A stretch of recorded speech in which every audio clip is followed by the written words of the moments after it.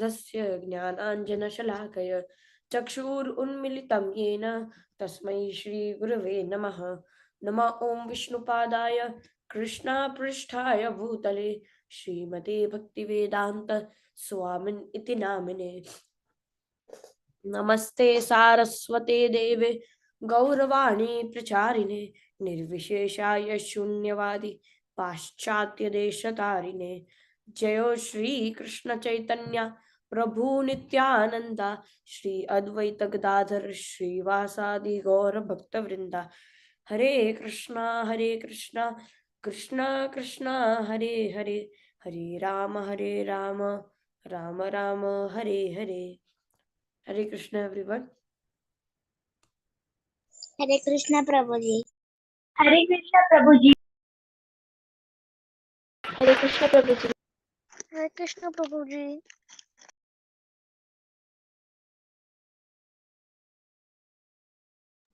Hare Krishna. So let us start with the class.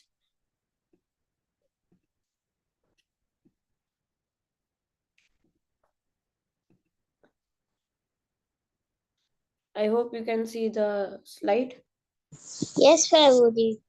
Okay. Yes, Prabhuji.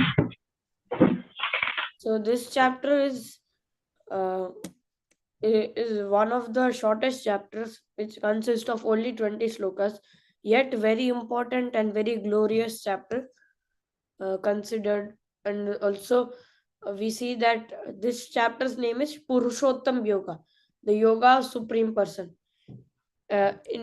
If you know about Purushottam Mass, recently we had Purushottam Mass, which is also known as Mal Mass. Previously it is known as Mal Mass because it wasn't considered to be auspicious, but that month personified went to Lord Krishna and said that nobody is giving me any kind of respect in the society, so please I take shelter under you, and please protect me from this from this infamy. So then what Lord Krishna told is that it's okay, you take shelter of me. And then we see that this particular month, that is uh, which is also known as Adhik Mas, it is also considered to be very much glorious after, and also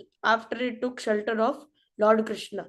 And we see that usually people often recite this chapter, that is the Purushottam Yoga, on daily basis during that particular month. So uh, this is just a basic brief and introduction about everything. And also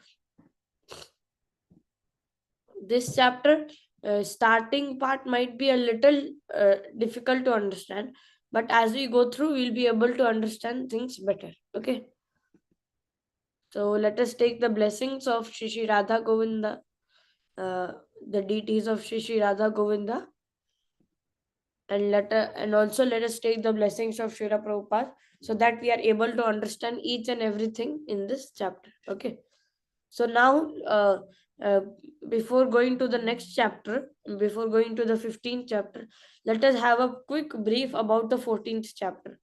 I think last week Madhura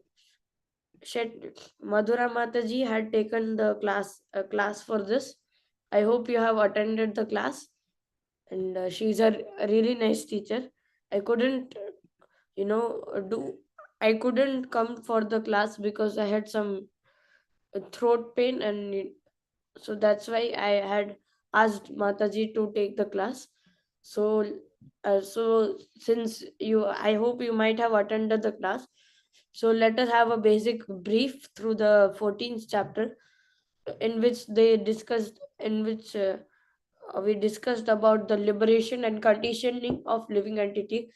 Then we also talked about the three modes of material nature, recognizing the supremacy of mode within a person, and actions and death within the modes, and how do we transcend the modes, because ultimately our uh, goal is to come out of this come out of this oceans of nescience, that is to come out of the material world and go back to God, back to Godhead, back to Lord Krishna's supreme abode. So now let us see what are we going to see in this chapter. That's the 15th chapter. First, we are going to see how do we become detached from the material world and attain the spiritual world. That is, we'll be discussing with a personification, a symbolism, comparing all the things with a tree, and then we have then we have Purushottam Yoga, that is transmigration. That is soul transmigration means that how a soul passes from one body to another body. In fact, it has, there are various evidences these days. We are finding that how uh, we are finding various evidences about the soul transmigration, where the people can remember their previous life and tell, exactly where their home was, exactly, who are their family members and everything. So that is how we see uh, soul. Nowadays we are getting so many evidences related to this.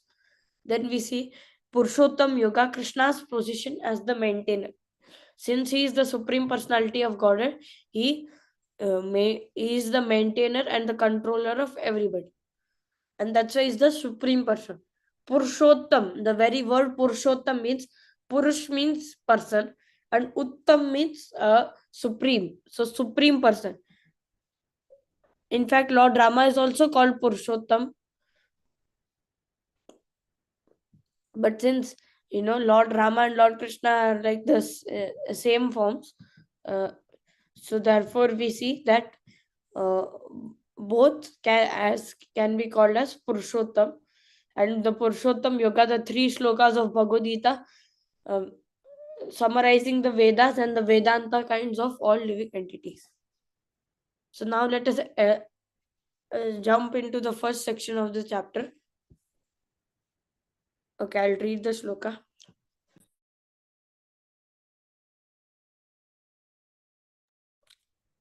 Shri Bhagavanuvacha Urdhamula Adhashakam Ashwatham Prahuravyayam Chandamsi Yasya Parnani Yastam Veda Savedavit. Anybody would like to read the shloka? Please read.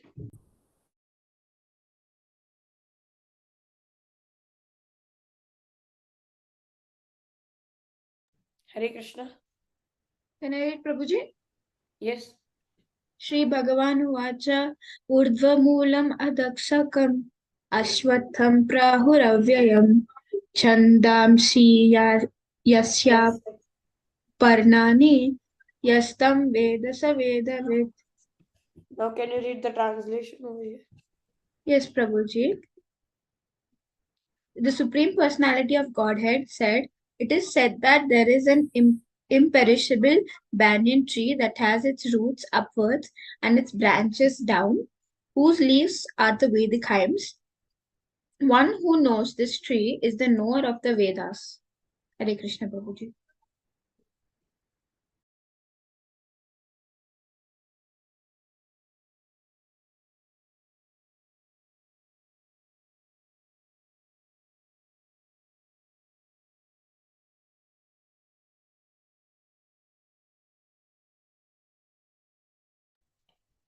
So they are comparing this material world to a banyan tree in this particular shloka, where Lord Krishna explains that the material world represents an imperishable banyan tree that has its root upwards and its branches downwards, and whose leaves are the Vedic hymns.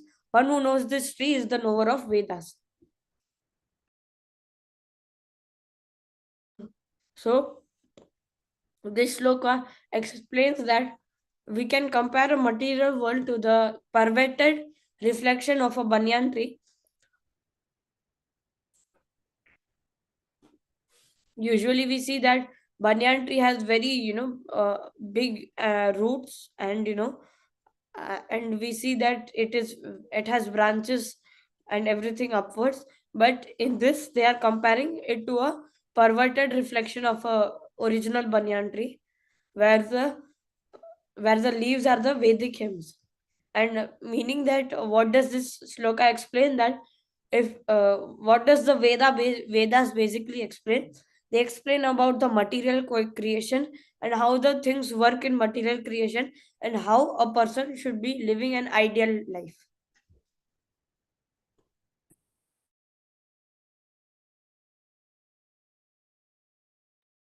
So, material world is described as an upside down banyan tree. See, basically a perverted reflection. Suppose you see your image in water, you would have seen that it is completely upside down. Basically, one which is at the top will be reflected at the very bottom, and one which is at the bottom will reflected at the top. So basically, it means like an upside down image. Okay. So why entire material world is compared to a banyan tree? Because uh, see, for banyan trees, they have very deep roots, and they are deeply rooted. So that means, and they also have so many branches. So what does this symbolize is that those people who are trying to be engaged in material activities and all, and they're trying to fulfill their silly material desires. So for them there is no end, because they will go from one desire to another desire. Suppose let us say a person comes up from a little poor background. So what will be his first ambition? That let us buy a proper house, proper shelter, and have a good food, and basically earn a good livelihood. now now this desire is completed by God's grace. But now that person, if he is greedy enough, or if he's greedy enough, then what will he think? That no, this, I'm not satisfied with this. Now see, many of my friends have uh, this very nice beautiful smartphones and all. Let me also buy one. Like recently, nowadays, people are in this uh, in this trend of buying iPhones, especially the new version, that is iPhone 15, that we have been recently launched. So you know people are going crazy behind all these things. So uh, they will be like, now let me buy a good smartphone. Okay. So then they'll, okay, that desire also fulfilled by God's grace. But sometimes to fulfill the desires, they even take loans and things. But afterwards they uh, afterwards they regret taking loans and all, because they know that they are unable to repay the loans. It's just like to show off in front of every person, and keep that status of a rich person. We see people are trying to buy these smart watches, then smartphones, and all the fashionable clothes and all. So then let us say, okay, now this desire is also somehow or the other, by God's grace, it is fulfilled. Then the person will be like, people nowadays have very nice cars, like we see Bugatti, or uh, Lamborghini, Ferrari, all these fashionable cars. They'll be like, now let us buy all this. Okay. So like that, it's like a process, it's cycle, like a cycle which never ends. So like from one desire to another desire to a third desire, like that it keeps moving on. So like that, wander uh, people wander from one branch to another, and the roots are very deeply rooted, meaning like there is no end to your desires. you know in fact, there is a nice quote by Mahatma Gandhi. There is one quote, I guess, that there is enough for someone's need, but not some enough for someone's greed. So basically we see that uh, uh, these desires keep on coming. There is no end to these desires. So therefore, for those engaged in fruitive activities, this is why it is being compared to the banyan tree. Now what is the purpose of Vedic hymns? To elevate oneself from material conditioning, and somehow come to the spiritual life. Okay, so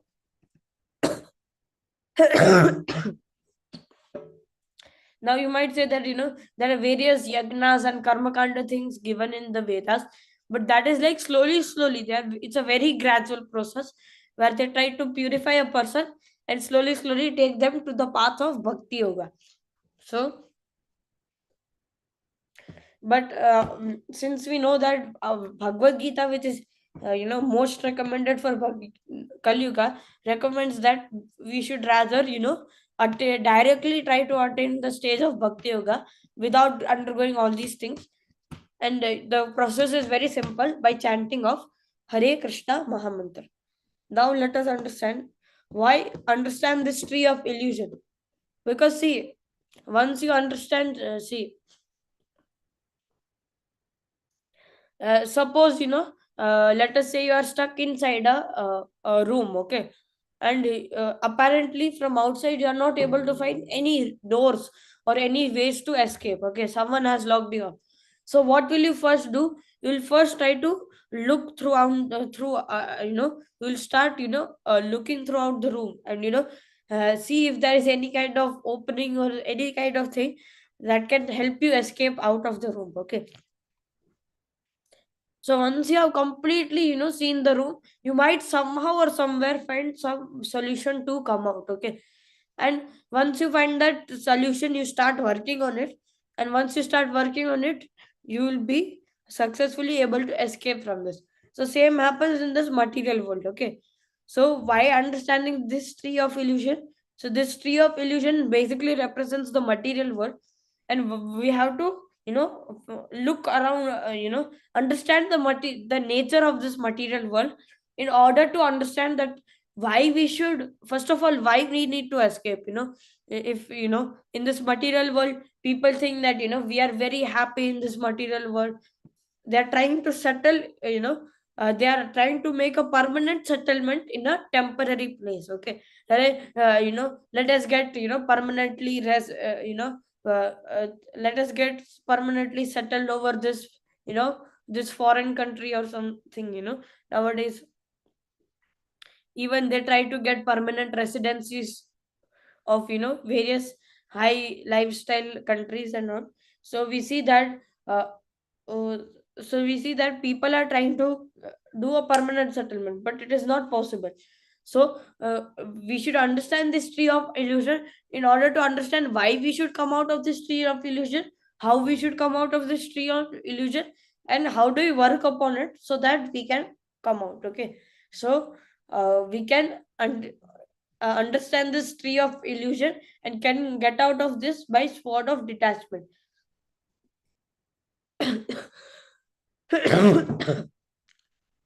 What does it mean to know the Vedas?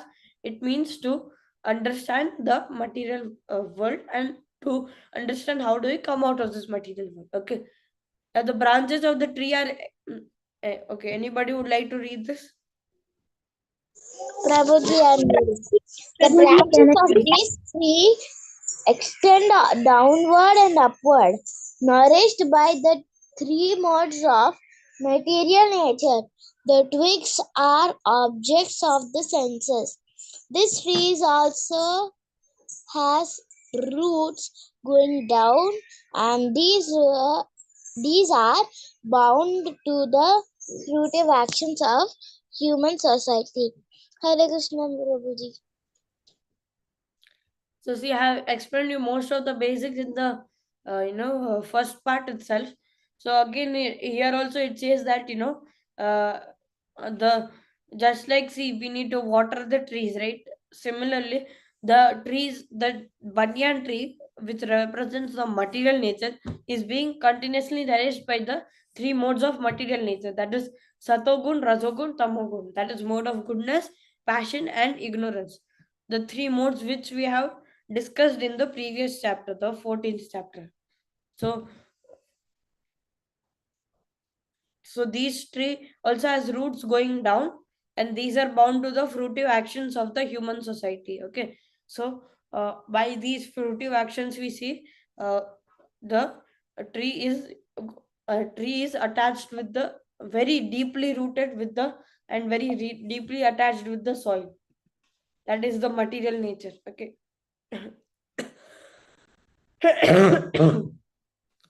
Okay. Nourishment is done by the three modes. Living entities involvement is like hopping from one branch to another. It's like going from one tree to going from one desire to another desire, as I already explained previously. Okay, this slide is not a little proper, but let us still the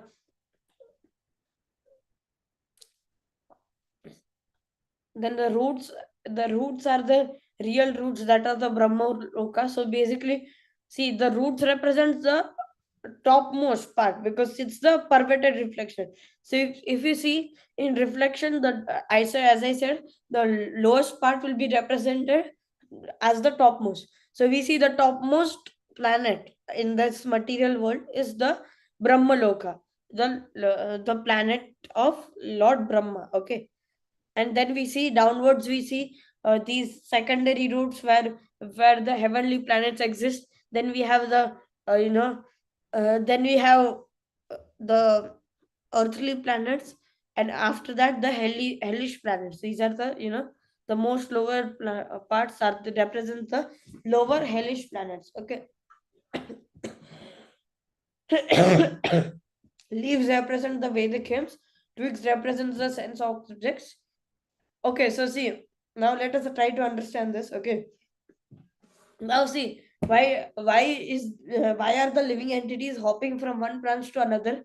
Because they are finding, uh, the twigs which are present in the branches. That is what they are finding, and because of that, we see, due to the sense objects which is attracting them, they are hopping from one desire to another desire, like that. Then tips of branches represent the senses. Okay, the uh, only way to get out of this tree is detachment. Let us discuss this in the next slokas. The real form of the tree. Okay, anybody would like to read this? Prabhuji, I am reading. Okay. The real form of this tree cannot be perceived in this world. No one can understand it, where it ends, where it begins, or where it is its foundation is. But with the determination, one must cut down this tree with a weapon of detachment. So doing, one must seek that place from which, having once gone, never returns, and there surrender to that Supreme Personality of Godhead from whom everything has begun and from whom everything is abiding since time immemorial. Hare Krishna Prabhuji. So now see. Okay. Now what does this shloka explain? That uh, the real form of the tree cannot be perceived in this material world. This means the spiritual world, the spiritual planets cannot be perceived by us in this material world. And no one can understand where it ends, where it begins, or where its foundation is, because it is eternal, completely eternal. And it is, it is where the Supreme Lord resides. Then we see, but with the determination, one must cut down the tree with the weapon of detachment. Okay. Now see, people see, all the Vedas, or all the philosophies we see, the religious philosophies, they teach us, that we have to become detached from this material world. We should become detached from all these, material objects and material senses and all. Okay, they'll be like, uh, uh, go away from this all this moh maya, and and all these things. Everything is an illusion and all those things. Okay, but they don't teach you, see, for they teach you how to detach. But see, for detaching from something, you need to attach to something, right? Suppose let us say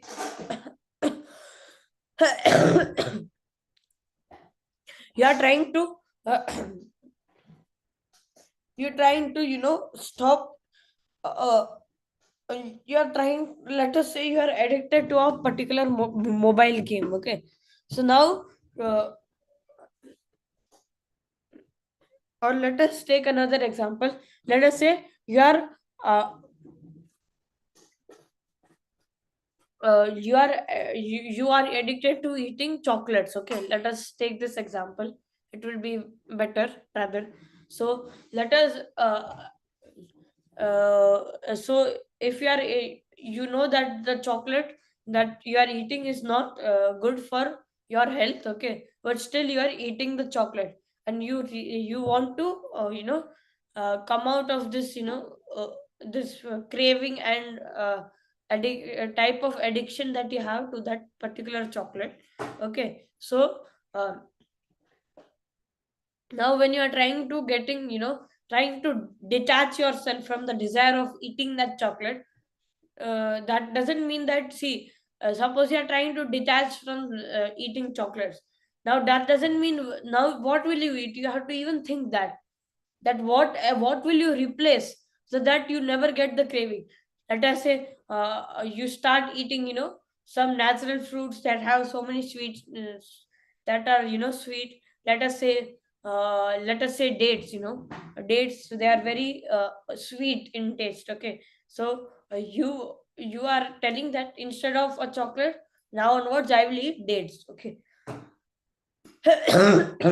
But if you are simply telling that I'm not going to eat chocolate, that doesn't mean you will not eat, you will stop eating. Okay, it means that you will replace something with something else, so that you will you will so that you can easily detach from the desire of eating the chocolate. Okay, so same thing happens over here.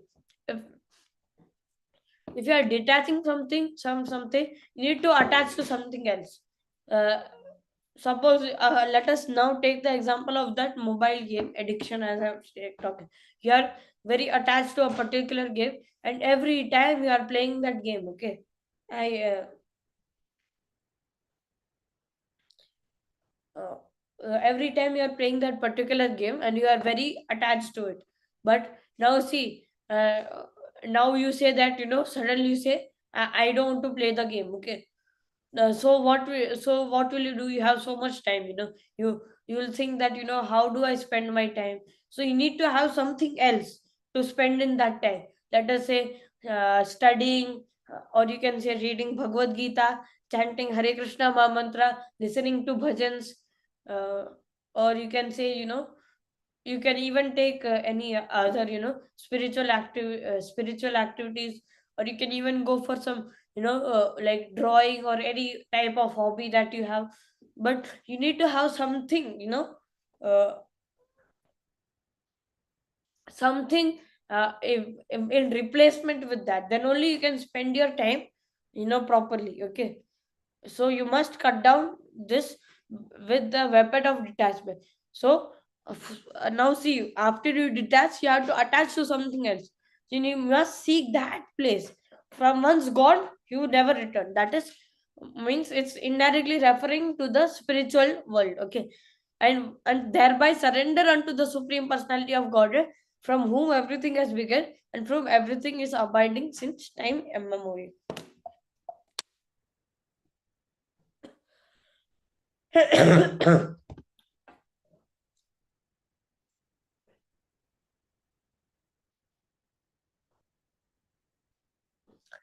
निर्माण मोहाजित संग दोषा आध्यात्म नित्या विनिवृत्त काम द्वंद्वैर्मुक्ता सुख दुःख समने गच्छन्त्य मूढ़ा पदमव्ययं तत्. Hare Krishna, everyone. Hare Krishna. Anybody would like to read the shloka? Anybody else?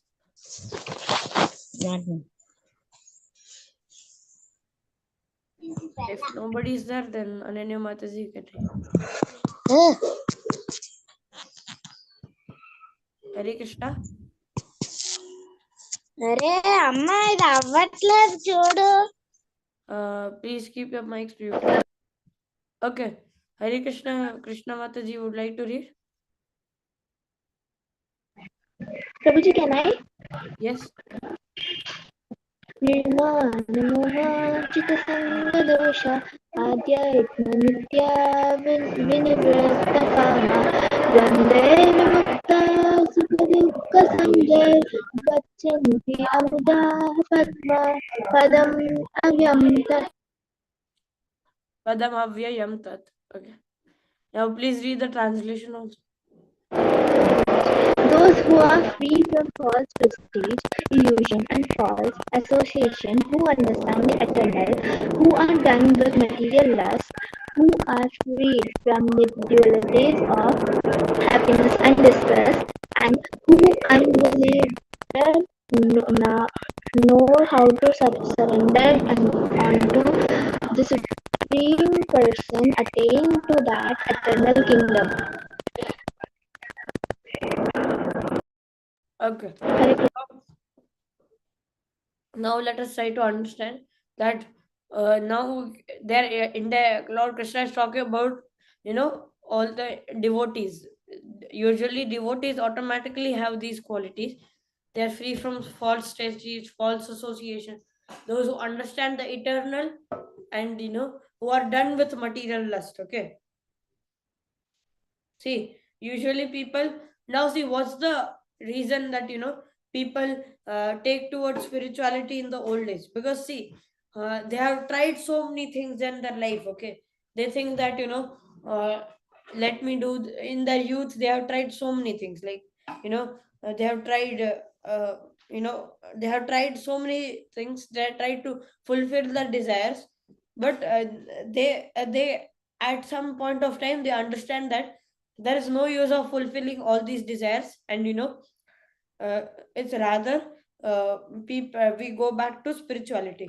It happens with almost every old person, while the younger generation they'll feel like let us enjoy more and more enjoy. Okay, uh, but again at the time of old age, they again go back to the same cycle. Okay, but when the old people in the old days, when they are trying to tell you that you come to the spirituality at early stage itself, they won't listen. They'll be like, now currently it's my time to live. Currently it's my time to enjoy the life. So why shouldn't I enjoy the life?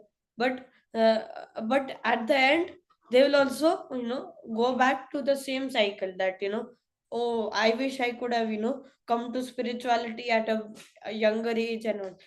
But you people are very fortunate enough, by that, by Lord Krishna's grace, you are getting the association, and you are able to attend these Bhagavad Gita classes and have good association weekly, in order so, and we can, where we can discuss and understand the message of Bhagavad Gita. So those who are done with material lust, who are freed from dualities of happiness and distress, those who know how to surrender unto the Supreme Personal, they attain the eternal kingdom.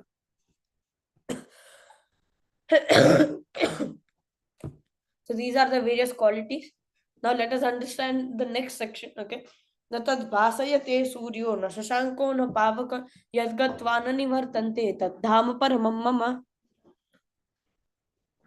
That abode of mine is not illuminated by sun or moon nor by electricity. One who reaches it never returns to the material world. Okay. So we see our our earth is illuminated by the sun. Okay. And at night we see we have you know electric lamps, which help us electrical lights that helps, the street lights also, which are made of electricity. All those help us to see things properly. So the abode of Lord Krishna is not illuminated by sun or moon. Now here you might say, why moon? uh, so moon, in the sense that at least it reflects some part of light. uh, Especially in the days of full moon, we see that uh, the light, it reflects a lot of light. So in that sense Krishna is talking over here. And uh, so now you might be like, if the abode of Lord Krishna is not illuminated by neither of these, then how is it then how what is that thing which illuminates the world, that spiritual world? It is the effulgence that is coming from the body of the Supreme Lord which illuminates the spiritual world, because uh, you know uh, because in fact one of the names of the Lord Krishna is Ravi Lochana, the one whose eyes are as effulgent as the sun. Okay, so therefore the effulgent of body is of Lord Krishna is very much higher than the sun or the moon. Okay, in fact I would say the energy which is even provided by the sun is indirectly coming from Lord Krishna himself only, and one who reaches it never returns to the material world. So one who reaches the abode, which is illuminated by the effulgence of the Supreme Lord, will never return back to the material world. That's what is explained in the shloka. Tadhama paramam mama means it is the supremost abode. Mamaivacho jivaloke jivabhuta sanatana manashashtani indriyani prakritisthani karshati. Please read the translation. Prabhuji, I will read. Can I read also the shloka, Prabhuji? Yes, if you are able to try, then you can, sure. Prabhuji. Okay, Prabhuji. ममैवांशो जीवलोके जीवभूतः सनातनः मनःषष्ठानि इन्द्रियाणि प्रकृतिस्थानि कर्षति.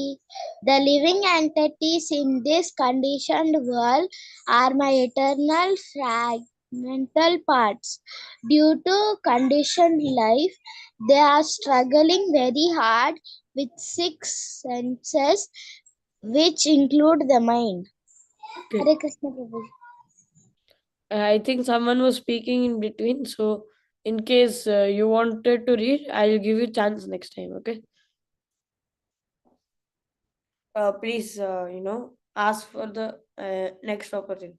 Okay. Now let us understand this, that Krishna, like the living entities are conditioned by the material world, and they are in this conditioned life, that is their material life. They're struggling very hard with the 6 senses, which include the mind. So 6 senses, meaning that manashastan indriyani means including the mind, we have 6 senses like that. so so the people in the material world, they are very struggling hard with their 6 senses to earn livelihood, and to get good food and fulfill their basic necessities.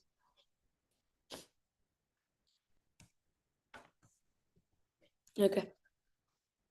Okay. शरीरं यदवाप्नोति यच्चाप्युत्क्रामतीश्वर गृहीत्वैतानि संयाति वायुर्गन्धानि वाशयात्. Hare Krishna. Anybody would like to read? Prabhuji, that Can I read the definition, the meaning? Yes. The living entity in the material world carries his different conception of life from one body to another, as the air carries aromas. So see, anybody, if they would like to try to read the sloka, it's fine. Okay. You can read the shloka as well as the translation. I read it so that you can understand how to pronounce those words, because the script is a little different. Like you see the line over the a, so that means like it's not a, it's a. So ivashayat. Okay, then utkramatishvara, not utkramatishvara. And also tishvara, the line over the I represents like the extended e, like how we have in Hindi, we say that choti e ki matra and badi e ki matra, so like that it is. So if anybody would like to try, you can surely do from next sloka onwards. Okay. So here also Krishna is explaining that how the just like how the air carries the aromas from various places. Okay, so similarly, air's property is to, spread and diffuse in the atmosphere. So similarly, and mix in the atmosphere.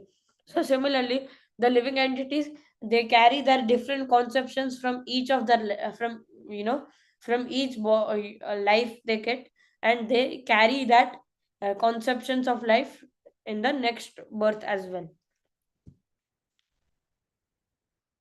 One example, you can say that, a person who has done so much of, uh, killing in their previous life, in the next life also they might have that tendency to, and tendency to kill. And maybe, Lord Krishna might provide them a suitable body like that, meaning like, let us say, of a lion or a tiger. For them, it's their food.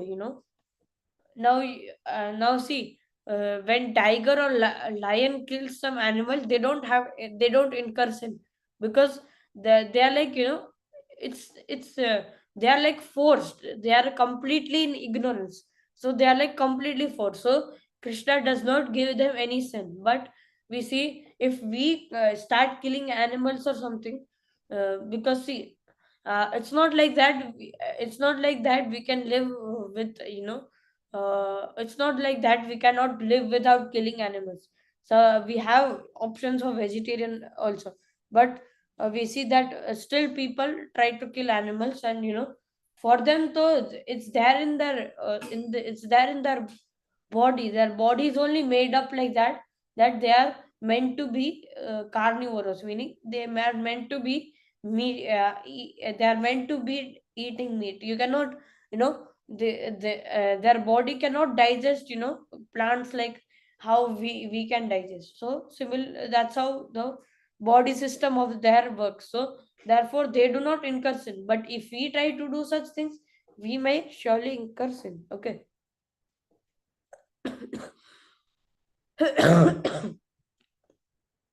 Okay.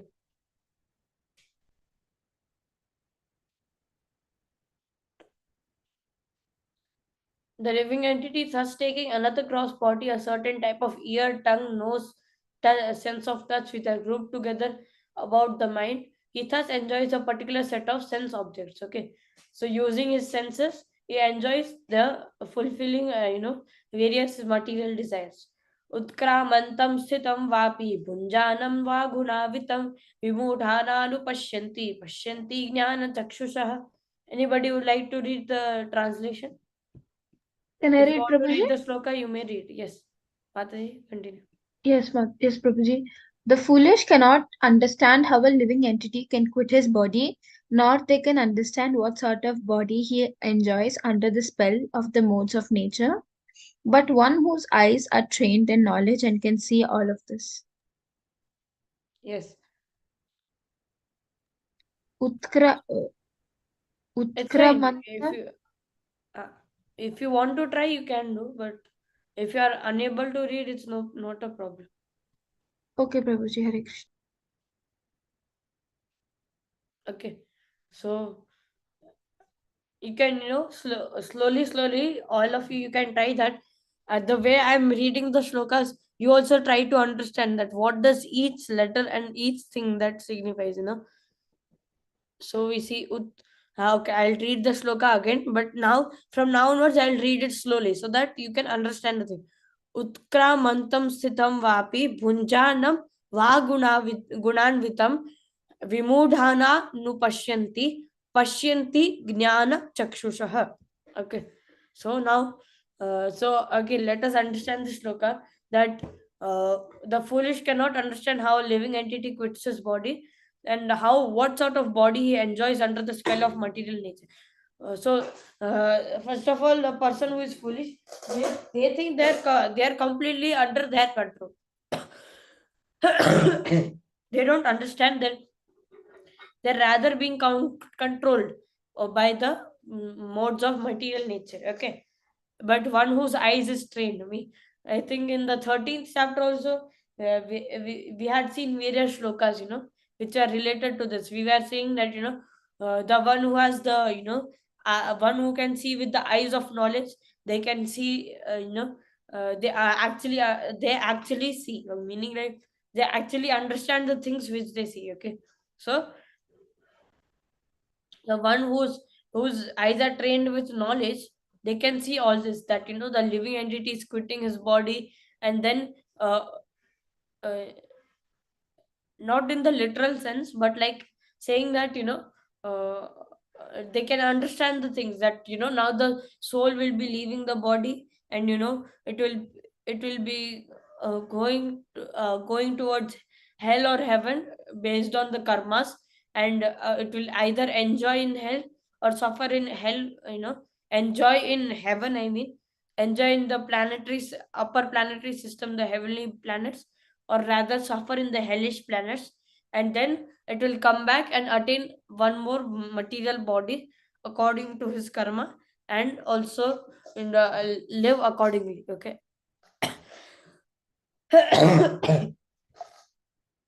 Yes.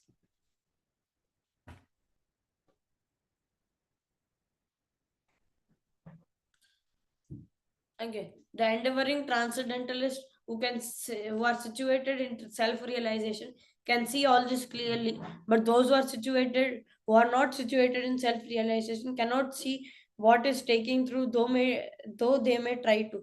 So those who are completely self-realized souls, they can actually see all these things clearly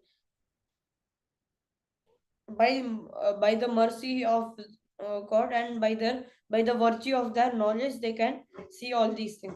But those who are not self-realized, they cannot understand all these things, even though they try to, because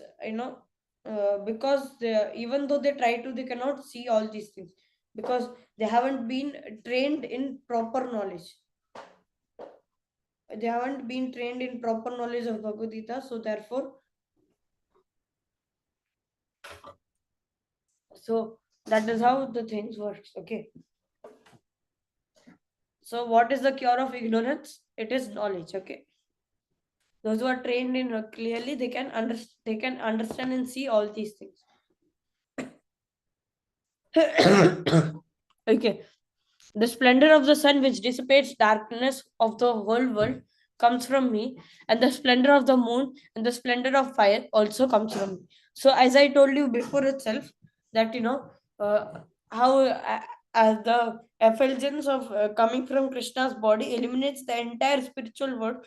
So similarly, here also it's being talked about that the energy that is present in the sun, moon, and the fire, it is which dissipates the darkness of the entire world. It all comes from the body of the Supreme Lord. Okay, Kama Vishyacha Bhutani Dharayan Ahamochacha Pushnami Chaushati Sarva Somo Bhutva. Wait, I'll read it slowly. Gama Vishyacha Bhutani Dharayamya Ahamojasa Pushnami Chaushati Sarva Somo Bhutva Rasatmaka. Anybody would like to read the translation? If you would like to Yes, read Prabhuji. yes. I read only the translation. I enter to each planet, and by my energy, there I stay in orbit. I become the moon, and thereby supply the juice of all life to all vegetables. Hare Krishna. Prabhu. So see, you read the first line. Okay, I enter into each energy, and by my energy they stay in orbit. Okay, so now if we see nowadays scientifically, what reason they give, that because of the gravitational pull of the sun, we see, because of the gravitational force, we see that the body is able to stay in the particular orbit, and revolve around it. Okay, just like how you can see here, the sun is pulling all the planets. Okay, so now all those scientists who tell that the Vedic the literature of the Bhagavad Gita and Vedas and all are, which are very backward, and our scientific knowledge is very advanced. This is one of the proofs that you can give, that uh, even 5,000, even before Newton knew about, gravitational force, we see that it is indirectly already mentioned in the Bhagavad Gita. Okay, even though we can still give credits to Newton, that he had at least tried to discover the uh, he had researched a lot about gravitation and all. We appreciate that. It's not like that we completely ignore that, but we see uh, but we can say that before all these scientific advancements even took place, uh, our our literatures had already had an idea about all these things. In fact, also one more example that you can take is that people, they didn't know much about atoms and all before that, but the first person to talk about it was the Maharshi Kannada, that he named he called each atom as Parmanu. Also means atom. So each atom was according to him was called Parmanu. And how did he understand this? That he said that if we take a grain of rice and we try to separate it, once there will come a moment that it will become so small that it can't be divided further, and that is what is called atom. So we see the this is how our this is how our ancient saints and ancient literatures had a lot of knowledge about this. I had a lot of idea about all these things. And now the next line talks about that Krishna also represents the moon, and he in the form of moon supplies juice of life to all the vegetables. So it is said that the nectar nectar is present in the moon, and because of the moon's rays, we see that uh, vegetables get its taste and its juice from the moon. Okay, next let us see. Aham Vaishvanaro Rupa Praninam Stehamashita Pranapana Samayukta Pacham Annam Chaturvidham. Okay, please read the terms. Prabhuji, Yes. I am the fire of digestion in every living body, and I am the fire of air of life, outgoing and incoming, by which I digest the four kinds of foodstuff. Hare Krishna. Yes. So so the digestion, the process of digestion is happens in the stomach. Okay, and we see that nowadays scientists explain that various various body parts give secretions, and that is how the digestion process occurs. But that fire or that thing uh, which helps us to digest the food is is represents Krishna. So whenever you are eating food, you can not only you pray that that thank you for giving us the food. From now onwards, you can say that since you represent the fire of digestion, please help me get please help me to digest this food and help me to get maximize nutrients from this particular food. Okay, so that is how you can pray to Lord Krishna before having food. Then Krishna represents the air of life, outgoing and incoming, that is breathing and exhaling, and he digests all kinds of food stuff. Okay. Now let us see the next sloka. It's very one of the important and very nice sloka. सर्वस्य चाहं हृदि सन्निविष्टो मत्तस्मृतिज्ञानमपोहनं च वेदैश्च सर्वैरहमेव वेद्यो वेदान्तकृत् वेदविदेह चाहम्. Okay, anybody would like to read the translation? Yes, Prabhuji, Prabhuji. Can Yes. I read? I If am Math is seated in everyone's heart, and from me come remembrance, knowledge, and forgetfulness. By all the Vedas am I to be known. Indeed, I am the compiler of Vedanta, and I am the knower of the Vedas. anybody would like to try to read this sloka? I will read Prabhuji. Okay. सर्वस्य चाहं हृदि सन्निविष्टो मत्तस्मृतिज्ञानमपोहनं च वेदैश्च सर्वैरहमेव वेद्यो वेदान्तकृत् वेदविदेव चाहम्. Okay, very nice. So let us understand now. So sarvasya chaham hridhi sannivishto. Hridhi means we see heart. Okay, we say hriday in Hindi, right? So sarvasya chaham hridhi sannivishto, that I am seated in everyone's heart.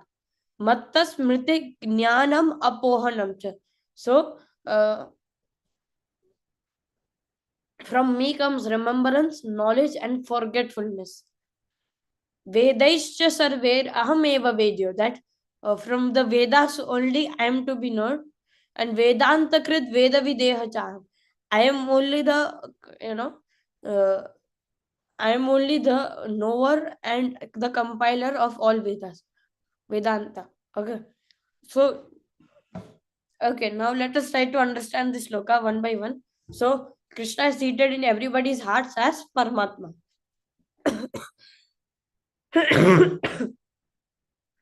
So even though some people think that, in the absence of CCTV camera they can do anything, but since the beginning and till the very end of our life, there is one CCTV camera which is present, which is installed in our heart since the very beginning. That is the Paramatma, which is looking at everything.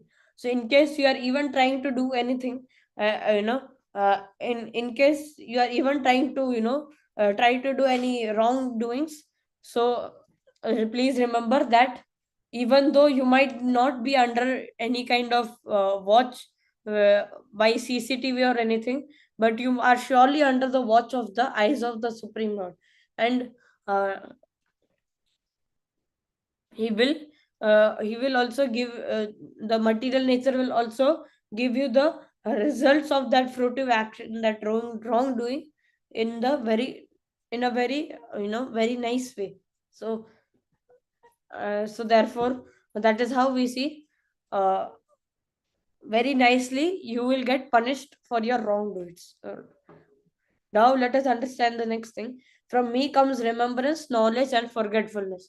So this shloka, in fact, see, in fact, I also use this shloka. What I do is that, uh, before going to any exam, you can, any exam or something, you can recite this while praying. You can also recite this shloka. That, since you are the one who gives remembrance and knowledge, and also since you are the one who gives remembrance and knowledge, please help me to remember and understand and give me the appropriate and the right knowledge at the particular instant, and help me remember all those things, so that I can get, so that I can get, you know uh, I can get good results, and those, with those good results, I can please you by offering those results to you. Okay, so that is how you can do your prayers, and in this time you can even quote this shloka if you want. So therefore you can, therefore I emphasize that you can even learn this shloka by heart. Okay, so from me comes remembrance, knowledge, and forgetfulness. So in case you are not able to by heart also, it's fine, but like, then you can verbally say that, as you have said in Bhagavad Gita, that you provide remembrance, knowledge, and forgetfulness. Please help me to get the appropriate knowledge and help me remember all the things which I have learned so far in the particular examination. Okay. Then by the Vedas, I am to be known. So, the ultimate goal of reading the Vedas is to understand the supreme law. Okay. Indeed, I am the compiler of Vedanta and I am knower of Vedas. So, see, the one, Hare Krishna, please stop spamming in the chat. Okay. Okay. Now let us continue. So, so Krishna is the compiler of Vedanta. In fact, Vedanta is compiled by Veda Vyas Muni, which is nothing but some people say that it is the form of Lord Krishna himself. Some people say it is an empowered incarnation, meaning like Shaktya Vesha avatar. There are 6 type of avatars. If I get time, I will explain in the later classes. Okay.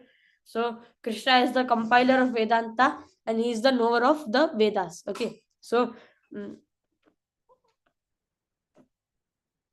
this is how everything is. This is how the ultimate goal of Vedas is to understand Lord Krishna. Now let us jump into the last section of the chapter. Someone please read both the translations. Prabhuji, I'm reading. Yes. There are 2 classes of beings, the fallible and infallible. In the material world, every entity is fallible. And in the spiritual world, every entity is called infallible.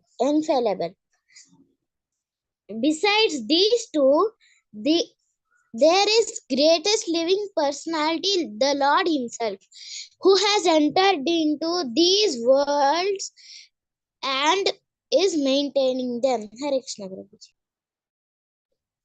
You might understand what is this fallible, infallible thing. Okay. So now let us understand.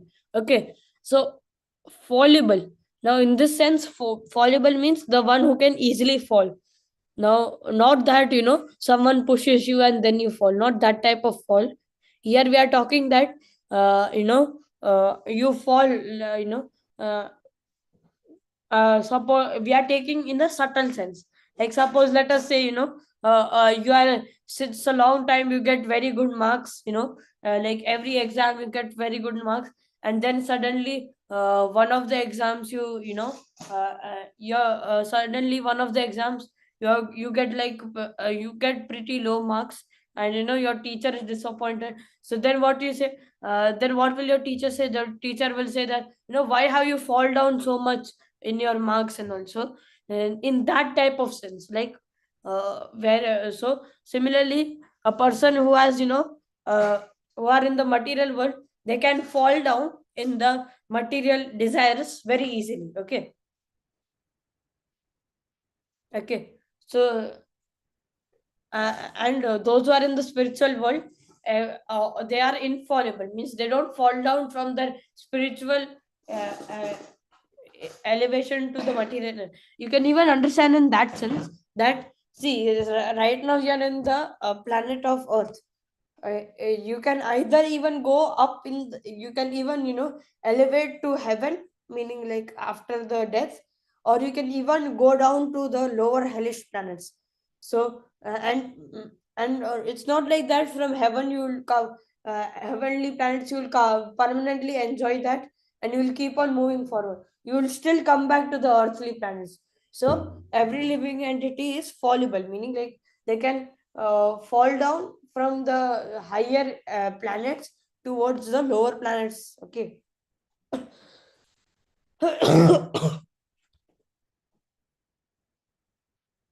And also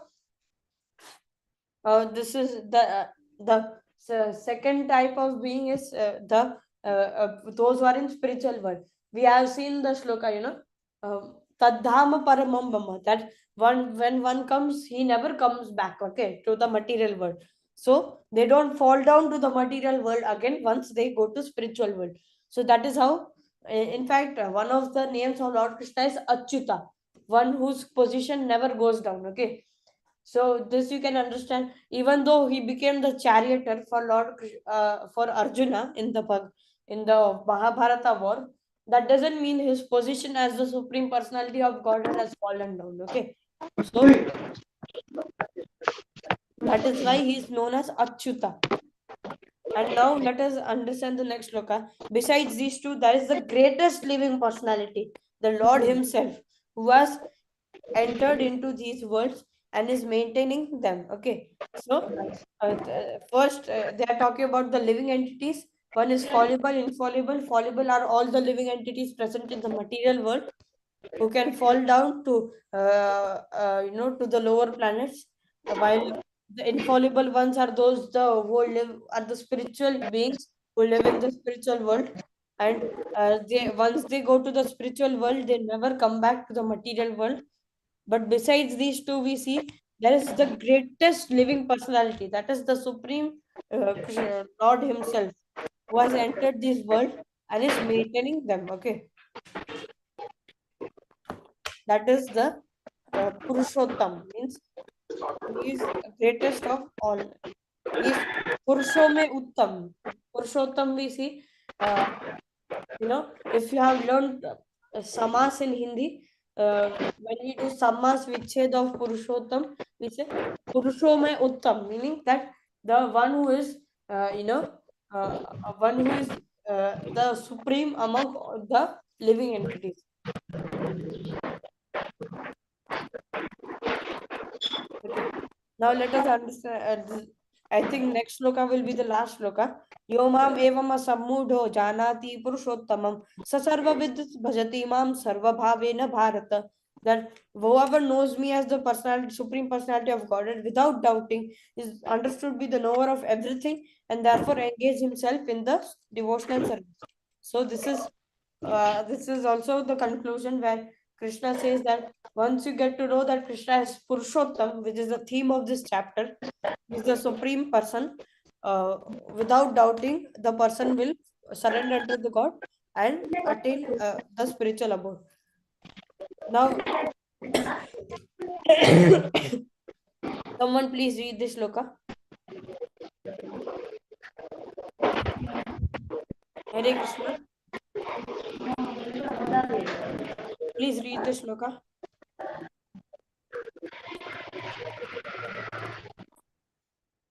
Hare Krishna. Anybody would like to read the sloka? Am I audible? Hare Krishna. Yes, Prabhuji. Okay. Someone please read the sloka. The last sloka. This is the most confidential part of this, the Vedic scriptures. O sinless one, and it is disclosed now by me. Whoever understands this will become wise, and his endeavors will know perfection. So basically, Krishna says that this is the most confidential knowledge by which we can attain the supreme personality of Godhead. So I hope you have understood each and everything in this chapter. With this, we come to the end of this chapter. And now let us, I'll send the attendance form in the chat. Please fill the form. I am sent the attendance form in the chat. Please fill the form. Okay, and I will say the concluding prayers now. वाञ्छा कल्पतरुभ्यश्च कृपा सिन्धुभ्य एव च पतितानां पावनेभ्यो वैष्णवेभ्यो नमो नमः। अनंत कोटि वैष्णव वृंद की जय। शिला प्रभुपाद की जय। हरे कृष्ण एवरीवन।